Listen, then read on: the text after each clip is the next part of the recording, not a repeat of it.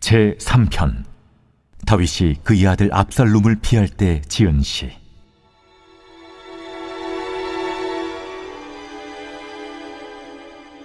여호와여, 나의 대적이 어찌 그리 많은지요.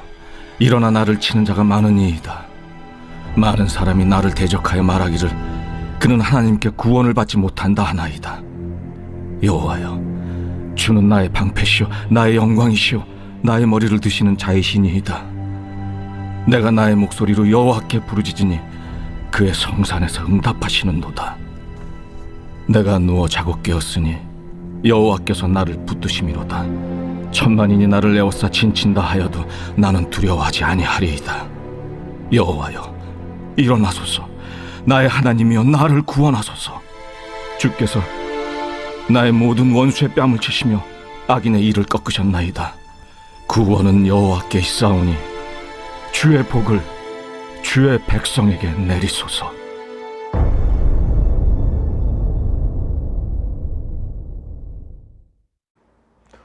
오늘 본문인 시편 3편은 다윗이 그의 아들 압살롬을 피할 때 지은 시라고 되어 있는데요. 아들의 반역으로 인해 쫓겨나 도망가야 하는 다윗의 마음은 매우 비참하고 참담했을 것입니다. 반역이라는 것은 사실 즉흥적으로 일어나기는 쉽지 않습니다. 실수가 없게 하기 위해서 철저하게 준비하고 또 준비하기 마련입니다. 압살롬도 반역을 준비하는데 4년이 걸렸다고 합니다. 그렇다면 4년간 하나님은 왜 이 모든 일을 방관하셨을까요? 하나님은 왜 막지 않으시고 허용하신 것일까?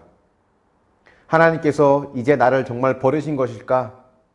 아마 다윗에게는 이런 의문이 꼬리를 물고 생겨났을 것입니다. 다윗은 자신을 배반한 아들 압살롬과 압살롬을 따르는 백성들에게도 실망했겠지만 무엇보다 이 모든 상황에 개입하지 않으시고 침묵하시는 하나님에게 더 실망했을지도 모릅니다. 이렇게 하나님에게도 사람에게도 실망하여서 더 이상 의지할 것이 없을 때 어떻게 해야 할까요? 우선은 하나님에게 그 절망스러웠던 마음까지도 고백할 수 있어야 합니다. 1절에서 다윗은 여호와여, 나의 대적이 어찌 그리 많은지요. 일어나 나를 치는 자가 많으니이다. 많은 사람이 나를 대적하여 말하기를 그는 하나님께 구원을 받지 못한다 하나이다 라면서 자신의 절망적인 상황, 사람들의 수많은 조롱과 비아냥을 그대로 고백합니다. 하나님을 바라본다고 하는 것, 하나님을 의지한다는 것은 이런 자신의 상황과 감정을 하나님께 있는 그대로 고백하는 것을 말합니다. 하나님 앞에 괜찮은 척, 고상한 척 하는 것이 아니라 절망, 기쁨, 분노, 아픔, 슬픔 등을 정직하게 아뢰는 것이 하나님을 아버지로 인정하고 그분을 의지하는 자세입니다. 그 다음에는 그분이 어떤 분인지를 기억해야 합니다. 다윗은 매우 실망스러운 상황에서도 이렇게 고백합니다. 여호와여, 주는 나의 방패이시오 나의 영광이시오 나의 머리를 드시는 자니이다. 내가 나의 목소리로 여호와께 부르짖으니 그의 성산에서 응답하시는도다.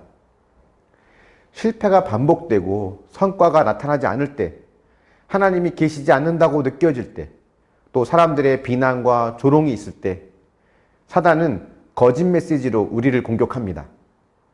넌 실패한 인생이야. 아무도 널 사랑하지 않아. 다들 그냥 널 참아주는 거지 진정으로 널 좋아하지 않아. 이런 메시지로 우리를 흔들어 놓으려고 하죠. 그때 우리는 이 거짓을 이길 수 있는 도구인 진리를 붙잡아야 합니다. 다윗도 아마 그랬을 것 같습니다. 아들에게도 배신당한 자가 무슨 나라를 다스리냐. 하나님이 이렇게 하신 걸 보면 넌 이미 버림받은 게 틀림없어. 이런 소리가 다윗의 안팎에서 들려올 때 그는 더 확실한 진리를 붙잡았습니다. 내가 누워 자고 깨어날 수 있는 것은 여호와께서 나를 붙드시기 때문이다. 그리고 그분이 날 지키신다는 것, 그것을 믿기 때문에 나는 천만인이 나를 에워싸도 두려워하지 않는다. 이렇게 시편에서 그의 마음을 담아 기록합니다. 이것은 그의 진리를 붙잡은 이 마음의 상태를 기도로 하나님께 올려드린 거죠. 다윗의 이 기도에 하나님은 응답하심으로 다윗을 기억해 주시고 회복해 주셨습니다. 이 다윗의 회복이 가능한 것은 단순히 다윗의 믿음이 좋아서라고 말할 수는 없습니다. 주님께서 다윗이 당할 버림받음, 배신, 조롱을 이미 다 받으시고 회복을 주시기 원하셨기 때문입니다.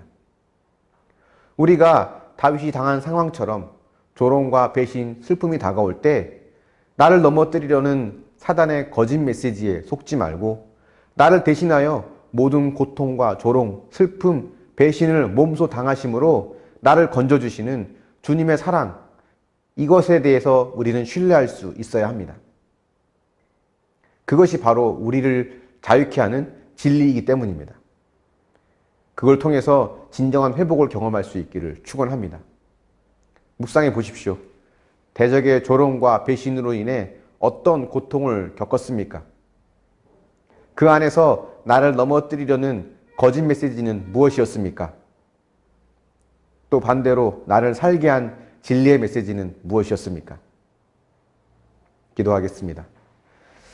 사랑의 하나님, 다윗이 아들에게마저 배신을 당하는 참담한 가운데 있을 때 그가 거짓 메시지에 흔들리지 않고 진리를 붙잡았던 것처럼 주님, 우리 역시도 주님께서 나를 사랑하신다고 하는 것, 나를 지켜주시고 함께 하신다고 하는 이 진리를 붙잡을 수 있도록 인도하여 주시길 원합니다. 실패가 반복되어질 때, 사람들의 비난과 조롱이 있을 때, 아무런 성과가 나타나지 않을 때, 하나님이 계시지 않는 것처럼 느껴질 때, 우리를 넘어뜨리려고 하는 수많은 거짓 메시지들이 있는데 하나님, 그 모든 것을 이길 수 있는 것은 참 진리의 말씀임을 믿습니다. 그래서 그 진리를 통해 참 자유를 경험하게 하여 주시고 그 진리의 말씀을 통해 진정한 회복을 경험하게 하여 주시옵소서. 나를 위해 모든 걸 겪으신 주님의 그 희생적인 사랑을 기억하고 주님만 의지하는 가운데 참 기쁨과 회복을 누리며 살 수 있도록 도우시고 인도하여 주시옵소서. 감사드리며 예수님의 이름으로 기도합니다. 아멘.